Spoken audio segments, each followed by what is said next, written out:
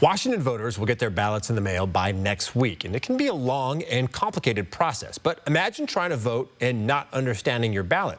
It's a reality for many here in Eastern Washington. In tonight's For the People coverage, Marissa Rio shows us what one local organization is doing to make sure every voter has the information they need. It's a process most of us take for granted, that voting is fundamental to American democracy. This is how we use our voice to decide who will be in charge of our country, who will be running our country. But for the people in this room, the voting process is more complicated. I learned that people were not voting because there are barriers to voting. On this Friday afternoon in Spokane, these immigrants and refugees are learning about the voting process. I've been receiving these envelopes at my home. They are there, but I did not understand them. Justin Kanumuna is from the Democratic Republic of the Congo, and he's been in the U.S. for more than 5 years. This is the first time he can vote. But he'll do so not in his native Swahili, but in English, on a ballot that isn't translated. While the state of Washington has voter registration forms in over 20 languages, the ballots in Spokane County are only made in English. According to the Voting Rights Act, cities or counties must translate ballots and other voting information if more than 10,000 people, or 5% of the voting age citizens who speak that other language, have low literacy rates and don't speak English well. In Spokane County, no specific community meets that criteria. So here, ballots aren't translated. I brought that to the attention of our local League of Women Voters, and we decided that we would get translated sample ballots. League of Women Voters is a nonpartisan grassroots organization that works to protect and expand voting rights. This year, the Spokane chapter translated the county's general election ballots in 9 different languages. Beyond those efforts, and you fill in these tiny little ovoids. The League also partnered with other local organizations to host workshops like this, with translators in several different languages, including Swahili for people like Justin. Put it in the security envelope. Seal it up. The workshops cover everything from how to register to vote, how to seal your ballot in the envelope, what ballot drop boxes are, and more.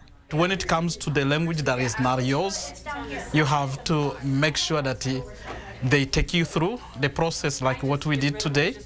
It has made me understand quite well what I have to do when it comes to November 5th. Mimi nilifurahiwa sana kwenye hiyo He said he was so happy to learn how to vote, how to choose the person who can lead us. The League also partnered with the local nonprofit Manzanita House to host workshops like this one in Spanish. One participant moved to the United States from Peru in 2017. She'll be voting in her first presidential election this year. It's great to hear about the challenges of voting, how to overcome those challenges, what he says our information are required, even just to take a look at your voter's pamphlet, which is something I hadn't received in the past and didn't know I could actually look at. The League of Women Voters translated Spokane ballots into these 9 languages for this upcoming election. Voters can find them online or through community organizations. It's important to note that these translated ballots are just a resource for voters to understand the official ballots provided by the county. If voters use these, they will have to put them side by side with the English ballot and mark the official ballot. It's this ballot that voters will have to mail in or drop off here at any of these ballot drop boxes. League of Women Voters hopes that one day the county will provide official translated ballots to people directly. So then they wouldn't have the laborious process of putting the translated sample ballot in its 5 pages next to this ballot they receive in the mail, and then going back and forth and figuring out how this relates. And then they can have even more confidence when they vote that they know what they're doing. Confidence like you see in Justin, ready to cast his vote. And I want to participate to the great nation. My vote is gonna count as well. I'm gonna feel proud to put my vote down and to know that my vote contributes to build the United States as well. It was so nice to see how excited people in our community are to go out and vote. It'll be nice to see if the county is ever able to send out these translated ballots to people directly. I got to say, Justin is my guy. I love how excited he is to vote. So why don't they do that now?